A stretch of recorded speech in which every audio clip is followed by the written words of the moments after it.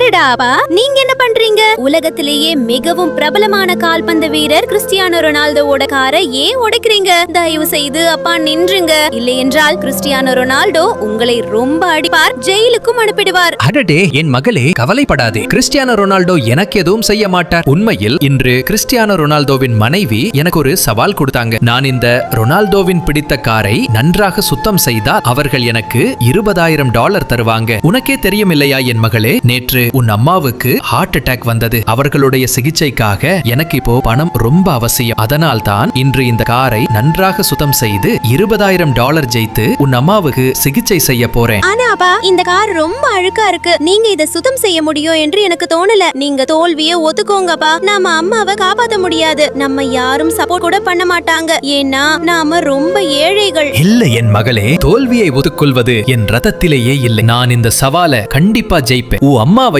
காப்பாத்துவேன். நீ கவலைப்படாத. இப்போ இந்த வீடியோ பார்க்கும் மனிதரும் தன் அம்மாவை ரொம்ப நேசி. எனக்கு முழு நம்பிக்கை இருக்கு. அவர் இந்த வீடியோக்கு லைக் பண்ணுவார், சேனலை சப்ஸ்கிரைப் பண்ணுவார், கமெண்ட்ல தன் அம்மாவின் நீண்ட ஆயுளுக்காக ஒரு சிவப்பு ஹார்ட் போடுவார்.